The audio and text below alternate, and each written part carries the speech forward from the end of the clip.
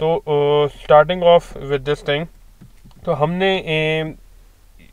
ये देखा था इन द लास्ट लेक्चर्स कि हमारे पास दो कर्व्स हैं और दोनों की दोनों curves basically G of capital T की हैं, जिसमें से एक पार्ट डिटर्मिनिस्टिक था और एक पार्ट रैंडम था। और इसको हमने बड़ी डिटेल में देखा था कि इन दोनों की प्लेसमेंट A1 और A2 के हिसाब से किस तरह से की जाती है और A1 और A2 के दरमियान डिस्टेंस क्यों इतना कम रखा जाता है कि ये दोनों के दोनों ओवरलैप कर रहे होते हैं। तो मैं उस डिटेल में जाए बगैर जनरली आपको क्विक रिव्यू दूंगा कि इस कर्व को हम कहते हैं लाइक्लीहुड ऑफ S1 और इस कर्व को कहते हैं हम likelihood of S2।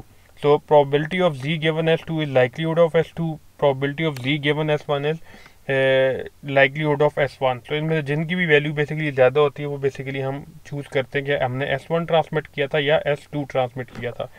So starting off with maximum likelihood receiver structure.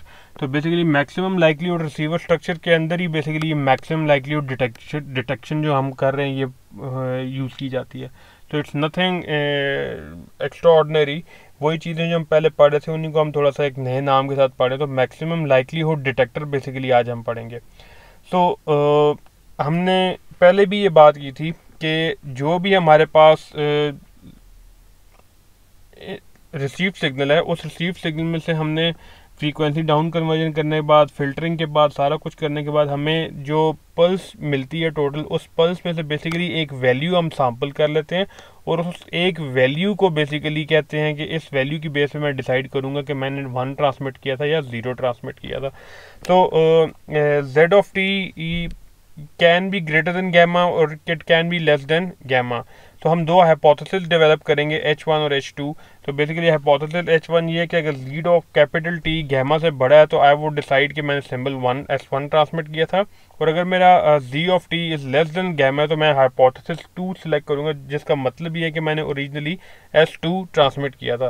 तो इस चीज़ को अगर आप फिगर पे देखेंगे तो फिगर पे इज समथिंग लाइक दिस कि आपके पास एक कोई ना कोई वैल्यू होगी गैमा की, जो गैमा की वैल्यू बेसिकली डिसाइड करेगी, एक बाउंड्री डिसाइड करेगी, जिस बाउंड्री से लेट्स सपोज राइट साइड पे आप कहेंगे जी अगर वैल्यू डिटेक्ट होगी तो S1 होगा और अगर लेफ्ट साइड पे डिटेक्ट होगी तो दैट वुड बी S2। तो यहाँ पे फिगर में गैमा नॉट वैल्यू तो गिवन एक है, तो बेसिकली गैमा नॉट गैमा की कोई भी वैल्यू हो सकती है। मैं अगर ये थ्रेशोल्ड डिफाइन करना चाहूँ तो गैमा की कोई भी वैल्यू हो सकती है, लेकिन मैंने फाइंड आउट करना है कि ऐसी ऑप्टिमम वैल्यू मैं चूज़ करूँ कि चांसेस ऑफ एरर जो है वो कम से कम हो जाए। तो लेट्स से कि मैं गैमा की एक ऐसी वैल्यू चूज़ करता हूँ जिसपे एरर मुझे कम से कम मिलेगा, and let me call that as gamma naught. तो अगर मैं गैमा नॉट की बात करूँ तो आई एम हेयर। सो अगर मैं decision criteria for detector is given as Z of capital T greater than gamma और लेस देन गैमा, अगर ये value Z of capital T की गैमा से बड़ी है तो मैं H1 सेलेक्ट करूंगा और कम है तो H2 से सेलेक्ट करूंगा। सो अब गैमा की वैल्यू मैंने रखी इक्वल टू गैमा नॉट। सो क्योंकि टारगेट मेरा ये कि मैंने प्रोबेबिलिटी ऑफ एरर को मिनिमाइज करना है, और यही चीज़ यहाँ पे लिखी भी है मैंने कि value of gamma is chosen so as to minimise the probability of error. तो मुझे अब गैमा की एक ऐसी वैल्यू चाहिए जिसमें मैंने प्रोबेबिलिटी ऑफ एरर को मिनिमाइज करना। सो लेट्स से कि मैं एक ऑप्टिमम वैल्यू सेलेक्ट कर दूँ gamma is equal to gamma naught, जो मिनिमाइज कर देती मेरी पूरी की पूरी एरर वैल्यू को। तो जब भी हम मैक्सिमम लाइक्लीहुड डिटेक्टर यूज़ करते हैं तो हम एक लाइक्लीहुड रेशो टेस्ट परफॉर्म करते हैं, एंड बेसिकली रिसीवर ये डिटेक्टर आपका ये परफॉर्म कर रहा होता है, और likelihood ratio test is basically probability of Z given S1 divided by probability of Z given S2, and it is greater than probability of S2 given over probability of S1। तो मैं hypothesis 1 select करूंगा, अगर ये reverse है तो मैं H2 select करूंगा। सो इस पर्सपेक्टिव से अगर मैं देखूँ तो probability of Z given S1 और probability of Z given S2 जो है वो basically A प्रायोरी probability of probability ने ट्रांसमीटर पे S1 ऑफ T और S2 ऑफ T की रिस्पेक्टिवली जो हम पहले पूरी की पूरी डिराइव कर चुके हैं, जो लाइक्लीहुड की पूरी कर्व्स हमने ड्रॉ की थी और जो पूरे फार्मूला हमने डेवलप किए थे, ये सारे के सारे वो हैं। सो अगर मैं इस लाइक्लीहुड रेशो टेस्ट को देखूं तो जनरली एज्यूम ये करें, बाइनरी का सिंपल सा केस लेते हैं, एज्यूम ये करें कि आपके पास दो ऑप्शन हैं ट्रांसमीटर पे, या आप 1 ट्रांसमिट करेंगे या आप 0 ट्रांसमिट करेंगे। तो इस पर्सपेक्टिव से और इस चीज़ की भी जनरली हम रखते हैं कि सोर्स हमारा इक्वली लाइकली ट्रांसमिशन करेगा। इसका मतलब है कि जितने चांसेस है 0 के आने के उतने ही चांसेस है 1 के भी आने के। तो अगर मैं प्रोबेबिलिटी ऑफ S1 और प्रोबेबिलिटी ऑफ S2 कैलकुलेट करना चाहूँ तो probability of S1 is equal to probability of S2 लिया जाता है जनरली, क्योंकि इक्वली लाइकली सिग्नलिंग हम कर रहे हैं।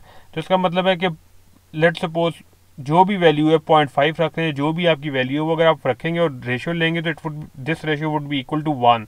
तो अगर मैं इसको थोड़ा सा मैनिपुलेट करूँ तो this thing would become probability of Z given S1 with these hypothesis, और इस साइड पे आपके आ जाएगा probability of Z given S2, क्योंकि अगर मैं इस पूरे के पूरी चीज़ को शिफ्ट करूं टूवर्ड्स दिस साइड, क्योंकि यहाँ पे ऑलरेडी 1 है, क्योंकि probability of S2 given probability of S2 divide by probability of S1 दोनों इक्वल होने की वजह से यहाँ पे मुझे 1 मिलेगा, और जब मैं इस चीज़ को यहाँ शिफ्ट करूँगा तो ये चीज़ बन जाएगी। तो इन प्रिंसिपल ये सिचुएशन बन जाएगी probability of Z given S1 with 2 hypothesis and then probability of Z given S2। तो इसका मतलब है कि probability of Z given S1 अगर ज़्यादा होगी तो मैं हाइपोथेसिस 1 चूज़ करूंगा, जिसका ये मतलब है कि मैंने बेसिकली S1 ट्रांसमिट किया था। तो मैं S1 अगर 1 के लिए रख लूँ तो इसका मतलब है कि probability of Z given S1 अगर ज़्यादा है, जो कि अभी हम बात करते भी आ रहे हैं, फिगर में भी हमने देखा और जनरली भी हम ये कह रहे थे कि probability of Z given S1 और probability of Z given S2 में से जो सी वैल्यू ज़्यादा होगी हम उसको चूज़ करेंगे। तो ये भी बेसिकली उसका मैथमेटिकल प्रूफ है कि अगर probability of Z given S1 is greater than probability of Z given S2 तो मैं S1 चूज़ करूंगा, और अगर probability of Z given S2 is greater than probability of Z given S1 तो मैं S2 चूज़ कर लूँगा। तो इस पर्सपेक्टिव से आप अगर देखें, अगर हम ये चीज़ एज्यूम करेंगे प्रोबेबिलिटी ऑफ S1 और प्रोबेबिलिटी ऑफ S2 ये दोनों इक्वल हैं, उसके अलावा अगर हम ये देखेंगे probability of Z given S1 और probability of Z given S2 symmetric हैं, जो कि अभी तक हम करते आ रहे हैं। अगर ऊपर आप डायग्राम में देखें तो हमने यहाँ पे सिमेट्रिक रखी है कि इन दोनों का जो मीन के बाद जो बेसिकली स्टैंडर्ड डिविएशन या वेरिएंस है वो सेम है। तो इस पर्सपेक्टिव से दोनों सिमेट्रिकल हैं।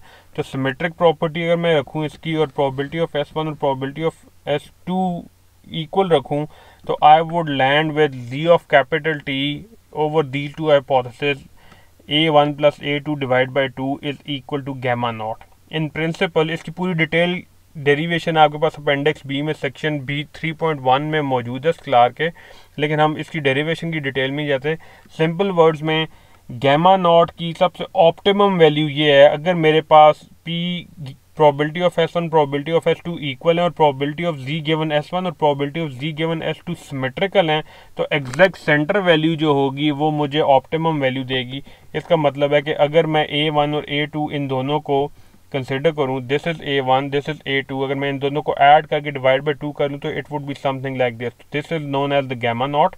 और अगर गैमा नॉट मैं यहाँ पे डिफाइन कर रहा हूँ तो इसका मतलब है कि अगर मैं इन दोनों के एग्जैक्टली सेंटर पे बाउंड्री ड्रॉ करूँगा तो मैं अपना एरर मिनिमाइज कर लूँगा।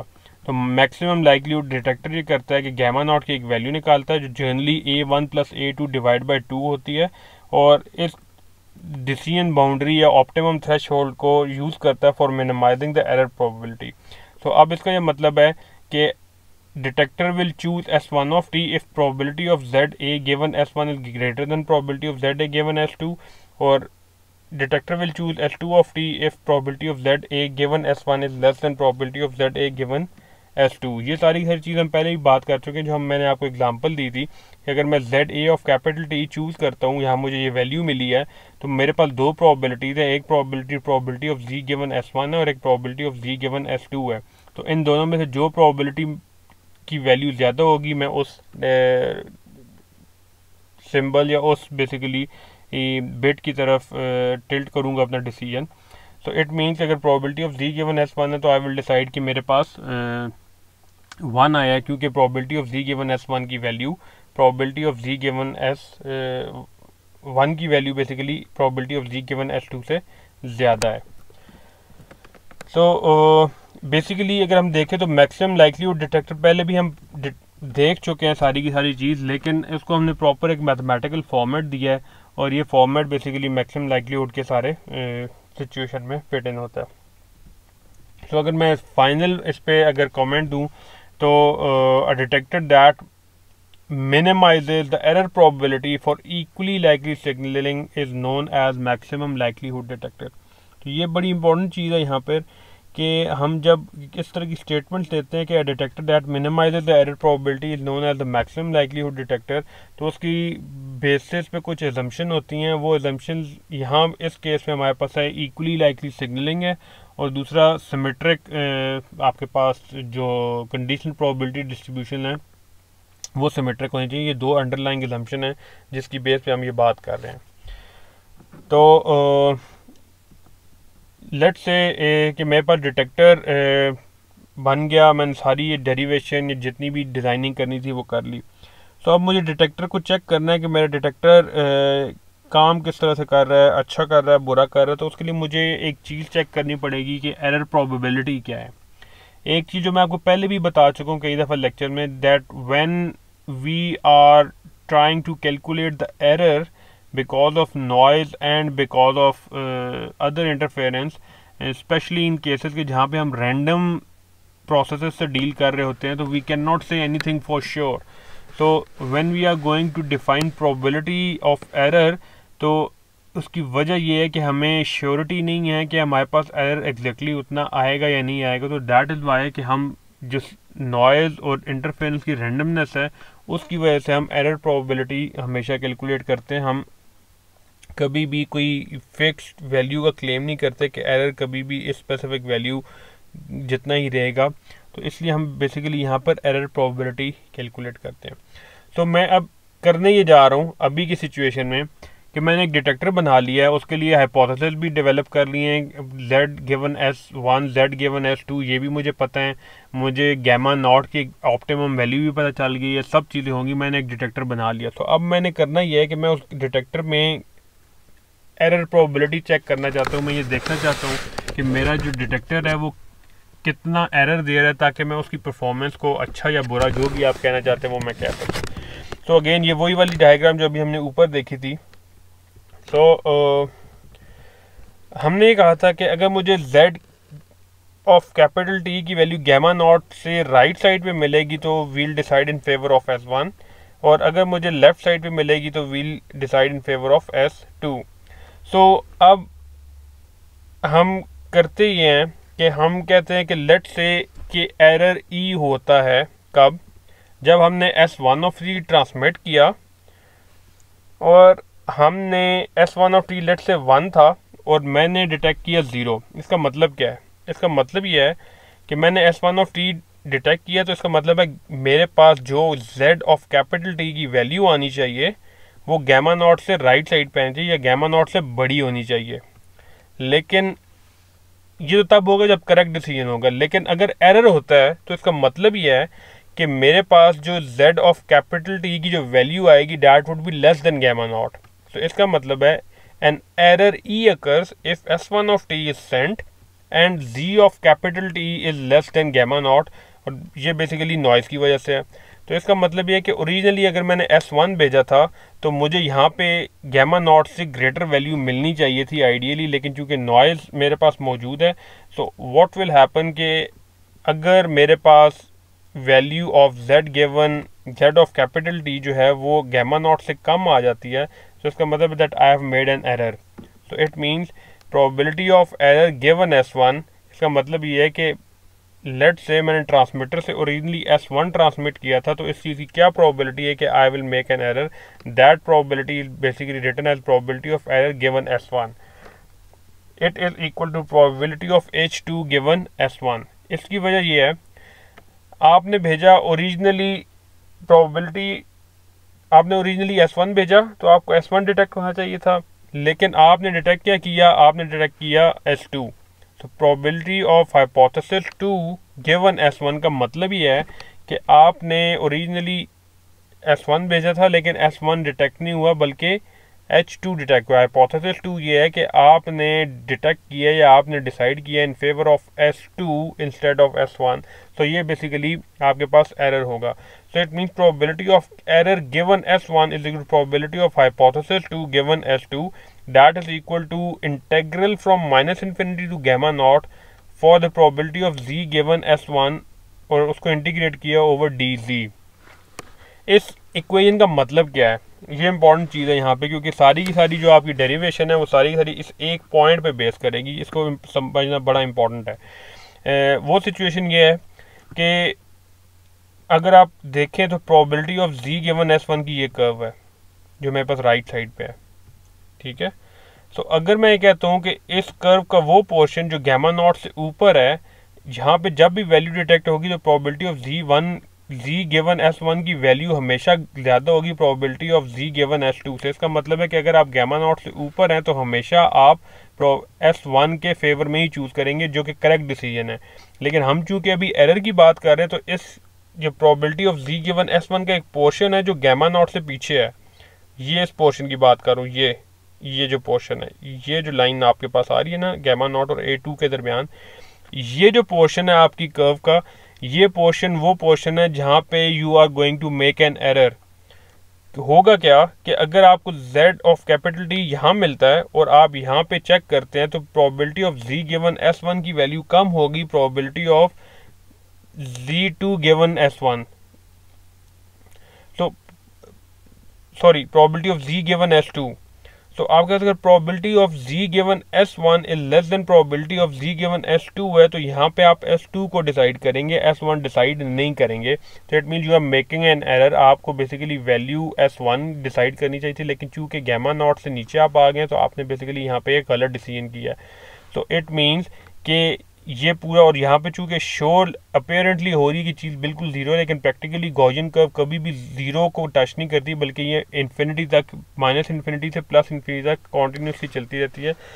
ऑल्दो इसकी वैल्यू बहुत कम हो जाती है, लेकिन स्टिल ये कभी भी ज़ीरो नहीं होगी।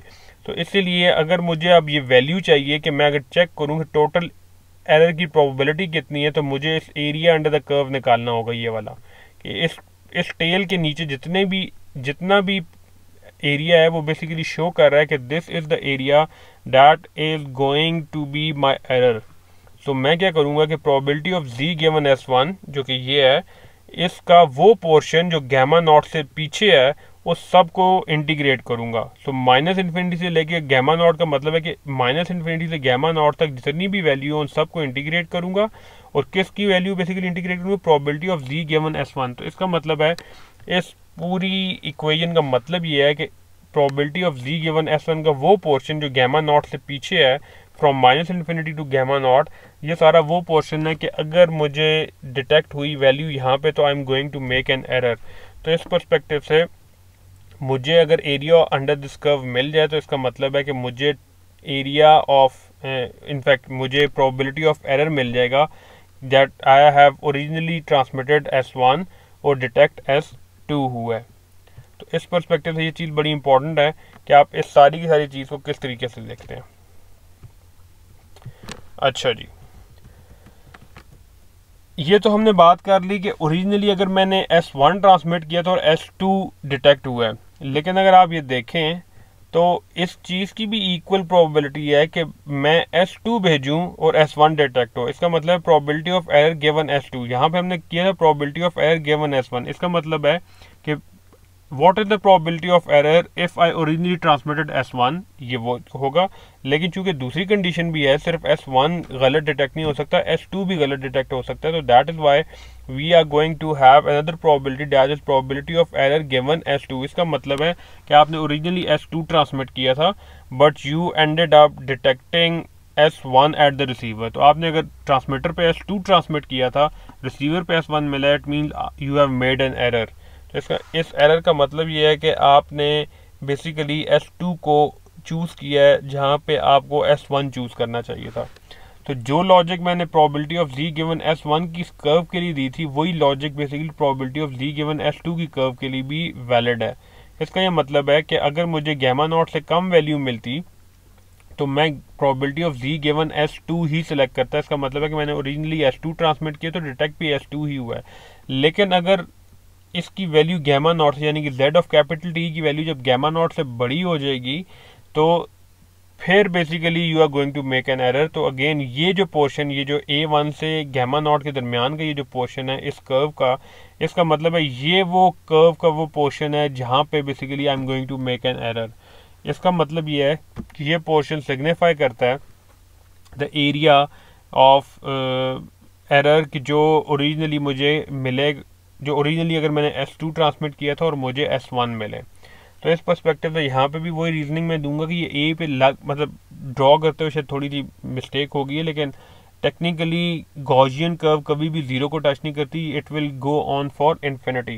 तो इसका मतलब है कि अगर मुझे चाहिए probability of error given S2 which means कि मैंने ओरिजिनली S2 भेजा था और मुझे डिटेक्ट S1 हुआ है, तो it will be equal to probability of hypothesis given S2 which is basically integration of area under this curve that is probability of Z given S2 के जो probability of Z given S2 का जो portion आपका gamma naught से ऊपर है उस सारे के सारे पोर्शन को आप इंटीग्रेट कर लें तो वो पोर्शन बेसिकली गैमा नॉट से शुरू होता है और प्लस इन्फिनिटी तक जाता है, तो that will make it equal to gamma naught to infinity और इंटेग्रल हमने ले लिया। तो इसका ये मतलब है कि अब अगर 1 मिनट के लिए मैं यहाँ पे रुकूं क्योंकि थोड़ी सी चीज़ें स्ट्रीमलाइन करनी है यहाँ पे,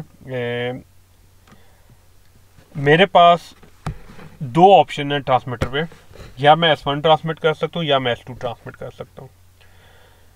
रिसीवर पे जब किसी भी सिग्नल को मैं रिसीव करूँगा इस पल्स में से, जैसा S1 या S2 जो भी आएगा रिसीव करूँगा, तो मेरे पास अब दो पॉसिबिलिटीज़ हैं, चाहे मैंने S1 भेजे चाहे S2 भेजे, मेरे पास पॉसिबिलिटी दो ही होंगी कि या तो मैं सही डिसीजन करूँगा या मैं गलत डिसीजन करूँगा।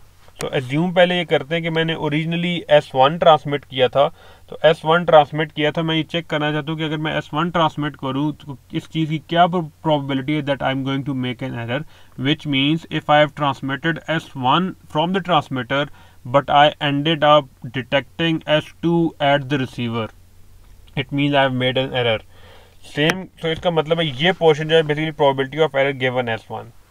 लेकिन दूसरी कंडीशन भी इक्वली पॉसिबल है कि मैं ओरिजिनली ट्रांसमीटर से S2 ट्रांसमिट करूं और रिसीवर पे I end up in detecting S1। तो अगर मैं S2 ट्रांसमिट कर रहा हूं और रिसीवर में मुझे S1 मिल रहा है तो इसका मतलब है मैंने एरर इनकाउंटर किया है। तो that would B probability of error given S2 जो कि इसके बराबर है। तो इस परस्पेक्टिव से अगर मैं देखूं तो सिचुएशन ये है अब कि मेरे पास दो तरह के एरर हैं, एक है probability of error given S1 और दूसरा है probability of error given S2, और ये दोनों के दोनों होंगे आपके सिस्टम में। इसका मतलब है कि ये एक पोर्शन ऑफ एरर है, ये दूसरा पोर्शन ऑफ एरर है। तो अगर मैंने टोटल प्रोबेबिलिटी ऑफ एरर निकालना है तो मुझे इन दोनों प्रोबेबिलिटीज को ऐड अप करना पड़ेगा, which means the total probability of error is equal to probability of error given S1 multiplied with probability of S1 plus probability of error given S2 multiplied with probability of S2। Again Bayes theorem और basic अगर आप देखें probability के law तो उनको देख के आप बेसिकली ये फॉर्मूला निकाल सकते हैं। So probability of error given S1 into probability of S1 probability of error given S2 into probability of S2 that will be equal to total probability of error that is denoted as PB। सो अगर आप यहाँ पर देखें तो in principle situation ये है कि it is basically equal to probability of hypothesis 2 given S1 into probability of S1 plus probability of hypothesis 1 given S2 into probability of S2, जो कि बेसिकली यही चीज़ है ये जो हमने डिराइव की ऑलरेडी। सो इससे पहले हमने ये डिस्कशन भी की थी कि आपके पास probability of S1 is equal to probability of S2। इसका मतलब ये है कि इस चीज़ की क्या प्रोबेबिलिटी है कि आप 1 ट्रांसमिट करेंगे ओरिजिनली या 0 ट्रांसमिट करेंगे। तो चूँकि आपके पास इक्वली लाइकली सिग्नलिंग है, जिसका मतलब ये है कि 0 भी उतना ही पॉसिबल है जितना 1 पॉसिबल है, तो इसका ये मतलब है कि प्रोबेबिलिटी ऑफ 1 और प्रोबेबिलिटी ऑफ S1 बेसिकली और प्रोबेबिलिटी ऑफ S2 दोनों की दोनों इक्वल है। तो अगर मैं ये इक्वल रखूं तो बेसिकली टोटल प्रोबेबिलिटी अगर 1 है तो हाफ प्रोबेबिलिटी चली जाएगी प्रोबेबिलिटी ऑफ S1 को और हाफ प्रोबेबिलिटी चली जाएगी प्रोबेबिलिटी ऑफ S2 को। तो इसका मतलब है कि probability of S2 is equal to probability of S1 which is equal to 0.5। तो इस परस्पेक्टिव से अगर मैं ये वैल्यूज पुट इन कर दूं इस इक्वेशन में, ये जो मैंने इक्वेशन बनाई है टोटल प्रोबेबिलिटी ऑफ एरर की, तो I will and up with 0.5 multiplied probability of H2 given S1 plus 0.5 into probability of H1 given S2। तो ये टोटल प्रोबेबिलिटी ऑफ एरर आ जाएगी मेरे पास। यहाँ पे अगर मैं ओरिजिनली देखूँ तो एक और एजम्पशन मैंने पहले ली थी, वो एजम्पशन ये थी कि probability of z given s1 और probability of z given s2, ये दोनों कंडीशनल प्रोबेबिलिटी जो है सिमेट्रिकल हैं। इसका मतलब क्या है?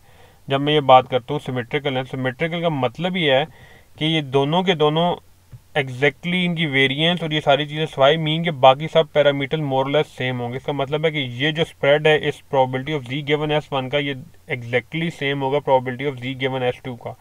तो इसका मतलब है कि ये शेडेड पोर्शन और ये पोर्शन जो कि बेसिकली प्रोबेबिलिटी ऑफ एरर है, ये दोनों के दोनों एग्जैक्टली सेम होंगे। तो मैं इन दोनों को एक दूसरे के साथ इंटरचेंज कर रहा हूँ क्योंकि area under this curve and area under this curve will be exactly equal, क्योंकि हम गैमा नॉट को a1 plus a2 divide by 2 ले रहे हैं। तो इस परस्पेक्टिव से अगर आप देखें तो अगर मैं सिमेट्रिकल प्रोबेबिलिटी डिस्ट्रीब्यूशन रखता हूँ कंडीशनल प्रोबेबिलिटी वाली, तो इसका मतलब है कि मैं probability of h2 given s1 को रिप्लेस कर सकता हूँ probability of h1 given s2 से, और इसी तरह probability of h1 given s2 को रिप्लेस करता हूँ probability of h2 given s1 से। तो इसका मतलब है कि मेरे पास ये दोनों सिमेट्रिकल चीज़ें हैं। तो अगर मैं किसी एक की वैल्यू, लेट्स सपोज मैं probability of h2 given s1 को रिप्लेस कर दूँ probability of h1 given s2 से, तो इन दोनों के आर्गूमेंट बेसिकली दोनों सेम हो जाएंगे। तो 1/2 probability of h1 given s2 plus 1/2 probability of h1 given s2, जब दोनों हाफ हाफ आप ऐड करेंगे तो टोटल आपके पास बेटर प्रोबेबिलिटी आ रही है probability of h2 given s1 which is again equal to probability of h1 given s2, क्योंकि हमने यहाँ पे एक बहुत इंपॉर्टेंट असम्पशन ली हुई है कि हमारे पास दोनों डिस्ट्रीब्यूशन जो है वो सिमेट्रिक हैं। तो this is the total probability of error.